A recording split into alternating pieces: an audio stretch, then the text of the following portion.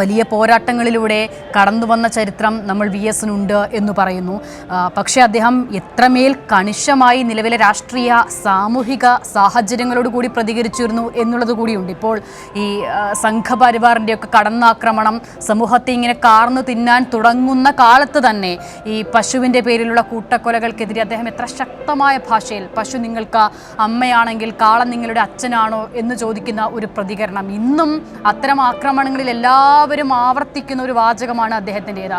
മറ്റൊന്ന് ഈ രൂപതകൾക്കെതിരെയുള്ള അദ്ദേഹത്തിൻ്റെ ഒരു പ്രതികരണമായിരുന്നു. കേരളത്തിലെ പല രൂപതകളും രൂപത എന്ന നിലയിലേക്ക് മാറിയിരിക്കുന്നു എന്ന് പറയുന്ന വി എസ് രാഹുൽ ഗാന്ധിയുടെ ഒരു പരാമർശത്തെ തലനിറച്ചതല്ല എൻ്റെ വാർദ്ധക്യം എന്ന് തുടങ്ങുന്ന എല്ലാ കാലവും നമ്മളൊക്കെയും ആവർത്തിച്ചു പറയുന്ന 2-3 വരികളിലൂടെ വായടപ്പിക്കുന്ന നിലയിലേക്ക് മാറുന്ന അദ്ദേഹത്തിൻ്റെ കാർക്കശ്യം, അങ്ങനെയൊരു നേതാവ് കൂടിയായിരുന്നു വി എസ്. അത് 100% ശരിയായൊരു കാര്യമാണ്. വി എസ് സ്വയം പരിവർത്തിപ്പിച്ചുകൊണ്ടിരുന്നൊരു നേതാവാണ്.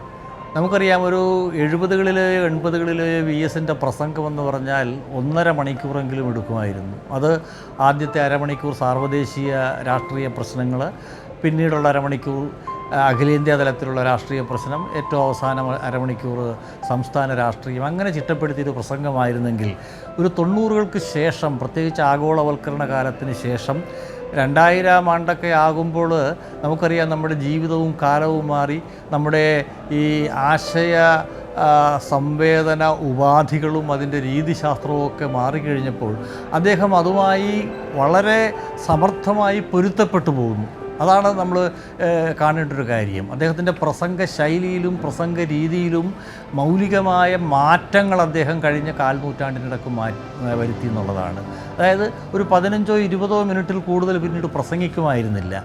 പിന്നീട് അദ്ദേഹം പ്രസംഗിക്കുമ്പോൾ താൻ അഭിസംബോധന ചെയ്യുന്ന സദസ്സ് ഏതാണ്, ആ സദസ്സിൻ്റെ മനോവിചാരങ്ങൾ എന്തൊക്കെയാണ്, അവരെന്തൊക്കെയാണ് ആഗ്രഹിക്കുന്നത്, അവരുടെ പ്രതീക്ഷകൾ എന്താണ്, അവരോട് ഏത് രൂപത്തിൽ പറഞ്ഞാലാണ് അവരെ കൂടുതൽ തൻ്റെ ആശയങ്ങളുമായി കോർത്തിണക്കാൻ കഴിയുക എന്നൊക്കെ നന്നായിട്ടും മനസ്സിലാക്കി സംസാരിക്കുന്ന ആളായി വി എസ് ഈ അവസാനത്തെ 1-2 പതിറ്റാണ്ടുകൾ മാറി എന്നുള്ളത് നമ്മളത് ഗൗരവതരമായി പഠിക്കേണ്ട ഒരു വിഷയം കൂടിയാണ്. പ്രത്യേകിച്ച് പൊതുരംഗത്ത് നിൽക്കുന്ന ആളുകളൊക്കെ എങ്ങനെയാണ് ഈ മാറിയ സാമൂഹ്യ കമ്മ്യൂണിക്കേഷൻ സംവിധാനത്തിൽ ആശയങ്ങൾ സമർത്ഥമായും ഫലപ്രദമായും എങ്ങനെ വിന്യസിക്കാൻ കഴിയുമെന്നുള്ളതിൻ്റെ ഏറ്റവും ക്ലാസിക് ഉദാഹരണമാണ് വി എസ്. ഇപ്പോൾ താങ്കൾ അദ്ദേഹത്തിൻ്റെ പുസ്തകം, അദ്ദേഹത്തെക്കുറിച്ച് എഴുതുന്ന വേളയിലടക്കം അദ്ദേഹവുമായി, അതിനു മുൻപും ദീർഘനാൾ അദ്ദേഹവുമായി സമയം ചെലവഴിച്ച അനുഭവമൊക്കെ ഉണ്ടല്ലോ. ഇപ്പോൾ വി എസിൻ്റെ വിയോഗ വാർത്ത കേട്ട ശേഷം വി എസിനെ കുറിച്ച് നിരന്തരമായ ആളുകൾ ഇങ്ങനെ ഫേസ്ബുക്കിലൊക്കെ എഴുതുമ്പോൾ പല ആളുകളും പറഞ്ഞു കാണുന്നത് ഒരു 70 വയസ്സിന് ശേഷം വി എസ് എന്ന നേതാവിൽ വന്നൊരു മാറ്റത്തെക്കുറിച്ചാണ്. ഇപ്പോൾ താങ്കളും ഒരു പരിധിവരെ അതാണ് പറഞ്ഞു വരുന്നത്. അപ്പോൾ ഈ കടുംപിടുത്ത നിലപാടുകളിൽ നിന്നും അല്പം ആ രീതിയിൽ അയഞ്ഞ് എന്നാൽ നിലപാടിൽ ഉറച്ചു നിന്ന് അല്പം കൂടി എളുപ്പത്തിൽ ഉദ്ദേശിച്ച കാര്യങ്ങൾ ജനങ്ങളിലേക്ക് എത്തിക്കാനുണ്ടായ തരത്തിൽ, അതിന് ഉതകുന്ന തരത്തിലൊരു മാറ്റം, അത് ബോധപൂർവമായ ഒന്നാണോ അതോ ദീർഘനാളത്തെ അനുഭവ സമ്പത്തിലൂടെ പരിചരണത്തിലൂടെയൊക്കെ അദ്ദേഹത്തിന് സ്വാഭാവികമായി വന്നു ചേർന്നതായിരുന്നു? അല്ല, ഞാൻ മനസ്സിലാക്കുന്നത് അദ്ദേഹം ബോധപൂർവം തന്നെ കാലത്തിനനുസരിച്ച് സ്വയം മാറാൻ ശ്രമിച്ചു എന്നുള്ളതാണ്. അദ്ദേഹം ഈ ദീർഘങ്ങളായ സംഭാഷണങ്ങളിൽ നിന്ന് മാറിയിട്ട് അത്യാവശ്യം പറയേണ്ട കാര്യങ്ങൾ മാത്രം പറയുന്ന ഒരു സ്വഭാവം. ഇപ്പോൾ നേരത്തെ പറഞ്ഞില്ലേ, ഈ പല ഈ സങ്കീർണമായ രാഷ്ട്രീയ പ്രശ്നങ്ങളെയും വളരെ ഗംഭീരമായി അവതരിപ്പിക്കുവാനും എതിരാളിയുടെ വായടപ്പിക്കാനും കഴിയുന്ന ഒരു സ്ഥിതി. ഇപ്പോൾ രാഹുൽ ഗാന്ധി ആയിരുന്നു അദ്ദേഹത്തിൻ്റെ വാർദ്ധക്യത്തെ പറ്റി ഒരു ലേശം പുച്ഛത്തോടുകൂടി എന്ന് മട്ടിൽ പറഞ്ഞത്. ഇത്രയും വൃദ്ധനായൊരു മനുഷ്യൻ എന്തിനാണ് ഇങ്ങനെ ഈ സാമൂഹ്യ പ്രശ്നങ്ങൾ, രാഷ്ട്രീയ പ്രശ്നങ്ങൾ എങ്ങനെ ഇടപെടുന്നത് എന്ന തരത്തിൽ കളിയാക്കിക്കൊണ്ട് പറഞ്ഞപ്പോൾ അതിനും മറുപടിയായിട്ടാണ് വി എസ് വളരെ സരസഗംഭീരമായി T Subramanian തിരുമുമ്പിൻ്റെ, T S Thirumumbu എന്നറിയപ്പെടുന്ന ഉത്തരമലബാറിലെ വിപ്ലവ കവിയായിരുന്ന തിരുമുമ്പിൻ്റെ കവിത, തല നരയ്ക്കുവതല്ലെൻ്റെ വൃദ്ധത്വം, തല നരയ്ക്കാത്തതല്ലെൻ്റെ യൗവനം, കൊടിയ ദുഷ്പ്രഭുത്വത്തിനു മുന്നിൽ തല കുനിക്കാത്തതാണെൻ്റെ യൗവനം എന്ന ഗംഭീരമായ വരികൾ ചൊല്ലിയാണ് അതിനെ റദ്ദാക്കിയത്.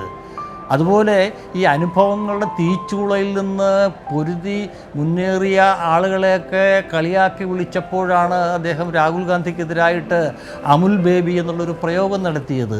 അത് പിന്നീട് രാജ്യത്തെ രാഷ്ട്രീയ ചർച്ചകളിൽ വലിയ ഒരു സംജ്ഞയായിട്ട് തന്നെ ഈ അമുൽ ബേബി പ്രയോഗം മാറി. അങ്ങനെ ഏത് രൂപത്തിൽ ആളുകളെ എവിടെ അടിച്ചാലാണ് രാഷ്ട്രീയ എതിരാളിയെ വീഴ്ത്താൻ കഴിയുക എന്ന് അദ്ദേഹത്തിന് കൃത്യമായിട്ട് അറിയാമായിരുന്നു. 2013 സോളാർ കേസെല്ലാം ഉണ്ടായ സമയത്ത് നമുക്കെല്ലാവർക്കും അറിയാം. 2013 ജൂൺ 9 അന്ന് ഈ സോളാർ കേസുമായി ബന്ധപ്പെട്ട് നിയമസഭ വലിയ തോതിൽ പ്രക്ഷുബ്ധമായി. ജൂൺ 13 നിയമസഭ ബജറ്റ് അവതരിപ്പിക്കുന്ന സമയത്തായിരുന്നു വലിയ സംഘർഷമൊക്കെ ഉണ്ടായത്. അപ്പോൾ ആ സമയത്ത് അദ്ദേഹം മുഖ്യമന്ത്രി ഉമ്മൻചാണ്ടിയെ എങ്ങനെ രാഷ്ട്രീയമായി അങ്ങേയറ്റം കുറിക്കുകൊള്ളുന്ന വാക്കുകൾ ഉപയോഗിക്കാൻ കഴിയുമോ അതദ്ദേഹം ചെയ്തു. അതിനാണ് അദ്ദേഹം അന്ന് ബൈബിളിലെ മത്തായിയുടെ സുവിശേഷത്തിലെ ഒരു വാചകം, അധ്യായം 16 വാക്യം 26 എന്നൊക്കെ പറഞ്ഞ് ഉദ്ധരിച്ചുകൊണ്ട് അതിൽ പറയുന്നതാണ്, ഈ ലോകം മുഴുവൻ നേടിയാലും നീ നിൻ്റെ ആത്മാവ് നഷ്ടപ്പെടുത്തിയാൽ പിന്നെ എന്ത് കാര്യം എന്ന് പറയുന്ന മത്തായിയുടെ സുവിശേഷം ബൈബിൾ ഉപയോഗിച്ചുകൊണ്ട് ഉമ്മൻചാണ്ടിയെ രാഷ്ട്രീയമായി ആക്രമിക്കാൻ കാണിച്ച ധീരത, അത് പിന്നീട് ഈ നമ്മുടെ വാർത്താ ചാനലുകളൊക്കെ സ്ഥിരം കാണിച്ചുകൊണ്ടിരിക്കുന്നൊരു സംഗതിയാണ്. അതുപോലെ ഗാന്ധാരി വിലാപത്തിലെ 2 വരികൾ, ദുശാസനെക്കുറിച്ച് പറയുന്ന ആ 2 വരികൾ, വീണുതല്ലോ കിടക്കുന്നു ധരണിയിൽ ശോണിതവും അണിഞ്ഞയ്യോ ശിവശിവ എന്ന് പറയുന്ന ആ വരികൾ ഉദ്ധരിച്ചുകൊണ്ട് അങ്ങനെ എതിരാളിയെ എങ്ങനെ കീഴ്പ്പെടുത്താൻ പറ്റും, രാഷ്ട്രീയ ശരങ്ങൾ കൊണ്ട്, രാഷ്ട്രീയ വാക്യങ്ങൾ കൊണ്ട് എങ്ങനെ കീഴ്പ്പെടുത്താൻ പറ്റുമെന്ന് നല്ല ബോധ്യമുള്ള ആളായിരുന്നു VS.